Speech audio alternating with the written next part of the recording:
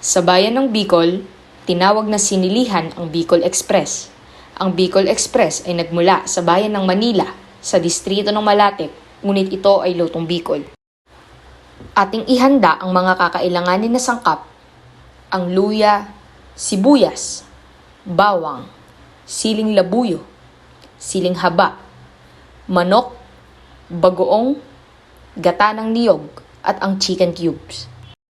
Ang unang hakbang sa paggawa ng Bicol Express ay ang paghihiwa ng mga sangkap. Hiwain ito ng mabuti at maninipis.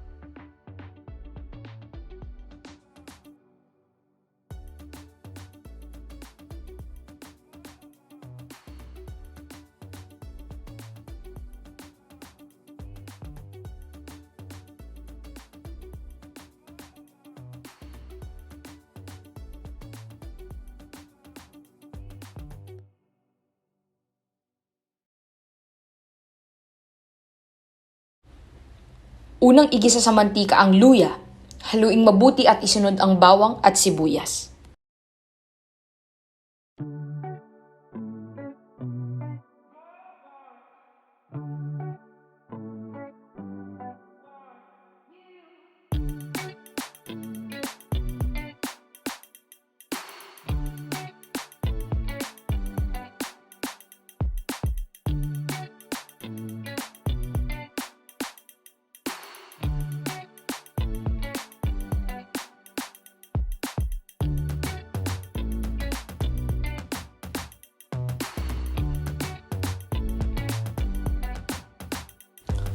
Haluin lang ito ng haluin hanggang sa lumabas ang aroma ng putahe bago ibuhos ang bagoong.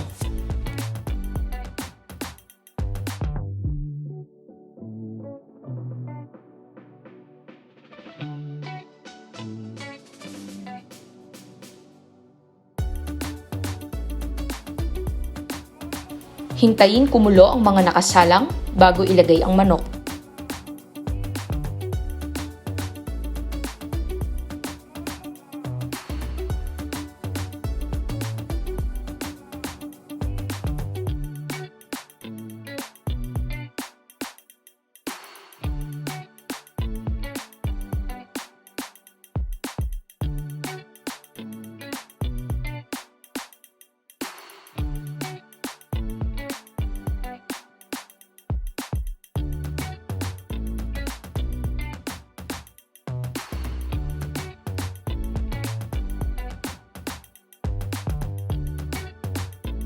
Hintayin maluto ang nilagay na manok bago buksan at ibuhos ang gata ng niyog.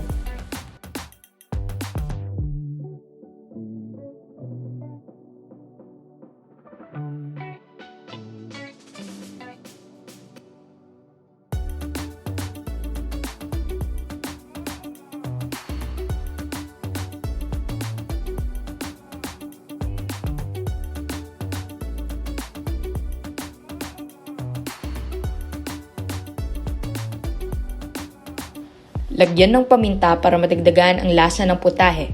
At saka ito takpan at hintayin kumulo.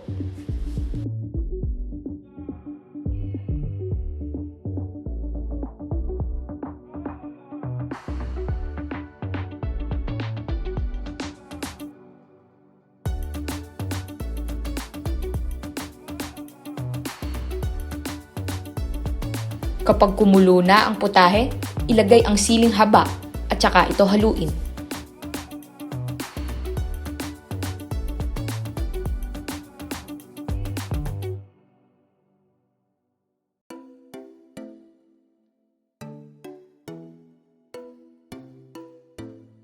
Ihanda ang paglalagyan at umpisahan ng gawin ang plating para sa putaheng napili.